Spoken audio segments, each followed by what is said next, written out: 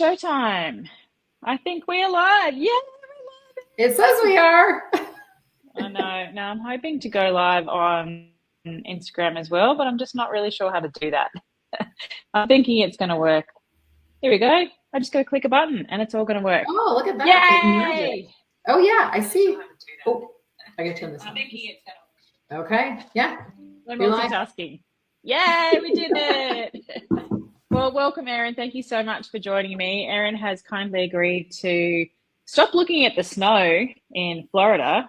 How cool No, is that? North Carolina. North What? Carolina, Yes. which no, is weird. what? I'm sure she's out there making snow angels in the 1 millimeter of snow that's on the ground. Right. To just share a little bit about what she's done with her nutrition over the last 2 years since she's joined the Triathlon Nutrition Academy program and just been kicking goals. Like, Erin has been on the podcast a couple of times. I love talking to her and I love giving her a platform to share her story because as age groupers, we achieve some pretty epic stuff. You never hear about it. You never get a soapbox to talk about how awesome you are on. So this is what it is. We're only going to go for sort of 10 minutes today. We're going to do hard and fast. But for you, Erin, so you're in the US. I don't even know how you stumbled across me and the Triathlon Nutrition Academy program, but you joined back in January 2023, so 2 years ago now. Crazy. What were you struggling with your nutrition before joining, that made you go, okay, I need some help? And then what has happened over the last 2 years? Because you've got some pretty cool things to share. Yeah, I mean, I think honestly, 9 years of triathlon I was doing before I was in the academy. Of those 9 years, probably 7 of those years, I was also trying to lose weight, right? Because that's, we're women. That's what we do. I was of the age that, we're always trying to lose a few pounds. And so that led to a lot of inconsistency because I was either getting injured or I was tired or whatever. So when I found you, it was actually on a TriDot podcast. And then I started following you. And it wasn't like I sat and thought that I didn't know what I was doing nutrition wise, because I kind of thought I did. I was doing what other people did because, why not? But then listening to you talk on the podcast and then seeing your posts and whatnot about the tired triathlete that can't go out after their long ride on Sunday was like the light bulb. So then when I started like really being introspective about it and kind of had given up on the whole, like, I want to lose weight because performance was important to me. And I did kind of catch enough that injuries were happening a lot of times when I was restricting calories. So kind of giving up on that and jumping into the program, like, it connected all the dots. I mean, if anybody's listened to my previous podcast, I kind of talk about like, it's the puzzle pieces that all kind of come together. And so, for a year and a half now, I've had all the puzzle pieces and I've actually gone back and listened to different lessons of the master classes here and there, just because I feel like I need a refresher for this or that. But having all the puzzle pieces and putting it all together, not only am I consistent in my training because I'm not exhausted all the time and I'm not injured, but I'm also now losing weight too, kind of as an accidental byproduct. So kind of got both in the end anyway. Performance and body fat loss, which is the ultimate goal for probably 95% of triathletes, is how do you actually drive fat loss but not hinder your performance? And that's something that is a long-term journey. I think it's really important for people to hear that doesn't happen overnight. That's been a 12, 18-month journey to actually understand and put that into practice and action all the things that we've talked about for that to happen. And how much body fat have you lost over the last 12 months, Erin? Oh gosh. So I have lost a total of 45 pounds. But it's about 20 kilos for the Aussies. Yes. But obviously that's not all fat, right? So because we use our lean body mass a lot for what we do in the program, I have, as best I can with my fancy little scale. It's not as good as a DEXA scale, of course, but I think about 4 pounds total loss of muscle. So that means 41 pounds of fat. So still amazing. 19 kilograms, something like that. Yeah, huge.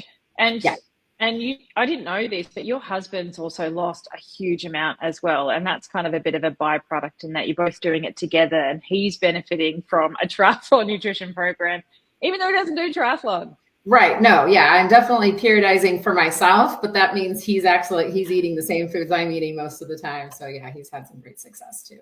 Oh, so good. Steve just commented, two of my favorite people. Thank you, Steve. Big love.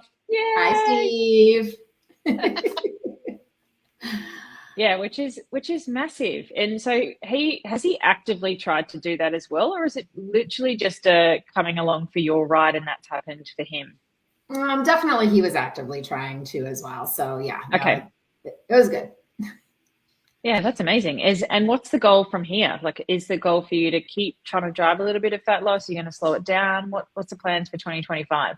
So I have lost in the 30 to 40 pound weight 4 times in my life. I like to say I'm really good at losing weight. I'm really terrible at keeping it off. So Yeah. I'm actually more proud. So I started seeing a drop in the scale in January last year. That's the 45 pounds is in a year. It's not an overnight thing by any stretch. But I've been the same weight within 2 or 3 pounds since October. And that to me is like, that's a bigger celebration than losing weight in the first place. So I am doing Lake Placid Ironman in July of this year. And it's kind of a special race for me because it was my first Ironman 10 years ago. And so I was race age 40 when I did it the first time. I will be race age 50 this time. And I plan on crushing race age 40 Erin's butt. Love it. And I know that if I can stay where I'm at now, weight-wise, maybe even put a few pounds on muscle, I'd be fine with, will make me a stronger athlete on the day because that's a super climby course. So having the strength to climb the course and having less weight to carry up will obviously make life a little easier there. So keeping it off is the plan for now so that I can crush my prior self. Yeah, I'm so excited to see you do that, because now you actually know how to eat, because I've taught you the why around how to do things rather than dictated a plan, put you on a calorie controlled diet. We haven't done any of that for you to get there. You actually understand how to eat for the type of training that you do with triathlon.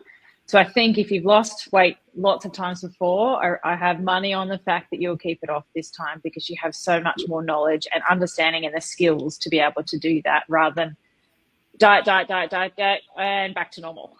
Yeah, right. Like, check, I did it. Now go back to what I was doing before. No, I'm not.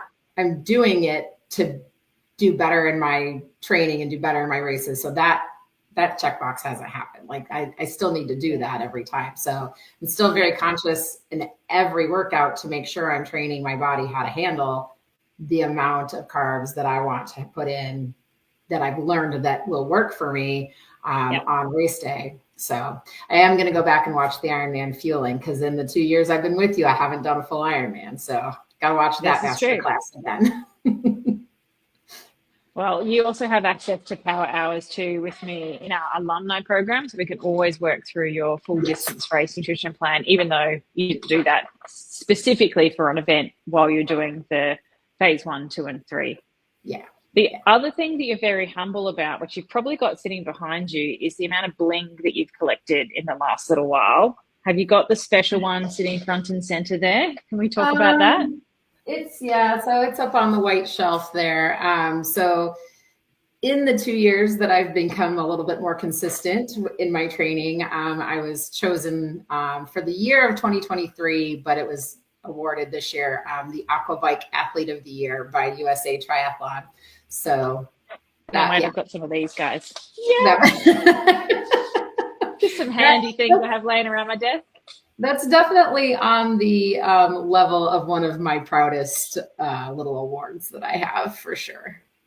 Yeah, it's amazing. You did, like, I watched you just go from strength to strength. You love racing, and you race most weekends when the season is on, often twice in a weekend. You'll do something smaller on the Saturday, something bigger and longer on the Sunday. And every time you're on the podium or bringing home some sort of medal, some bacon, some bling, I'm just like, how does she do this? Like, back up every weekend and race but you just love it. And I'm so glad that you have the nutrition knowledge behind you now to do that, back up, recover quickly, to do it all again the next weekend, you crazy person.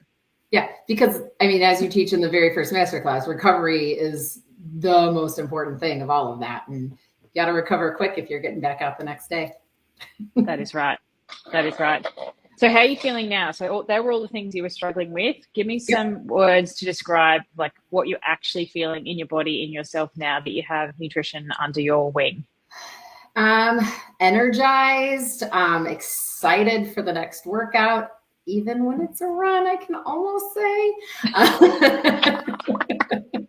I at least know I'm not going to run out of energy. I may get whiny and other reasons, but no, just honestly energized and excited to see what my body is capable of every time. Because, of course, training increases, and being able to fuel for the new training and knowing how to do that is key. It's awesome. Yeah. It never kind of gets easier. I know that sounds silly, but you just get fitter, you get faster, and so you push your body to greater limits, but it's never easy. You can never do a hard run session and you're like, that was easy. Like, it's always meant to be hard. Yeah. Well, I mean, I guess you could, but then you would never progress. And I don't know any triathlete that's just happy to be like, oh, sure, I'll just stay where I'm at forever. No, we always want to get a little better. We're always, high achieving type people. That's right.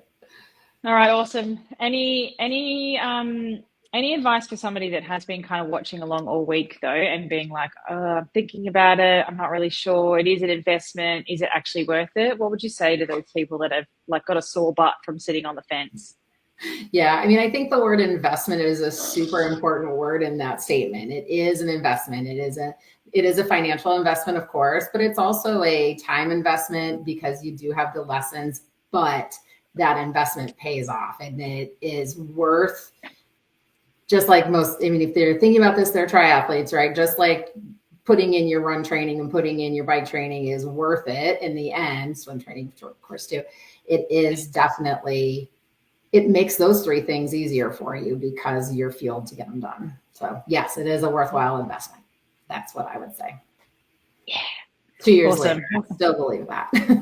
Can't believe it's I know. I had to actually look it up. I'm like, surely it was last year, but no, it's the year before. So 2 years from now, it came up in my time hop where I had posted the graphic that says I'm in. And what's kind of fun, I'll give a shout out to my friend Michael Shaw. He actually put the same graphic in the TriDoc circle and said, I blame you for this, Erin Bird. I'm like, I'll take all that blame.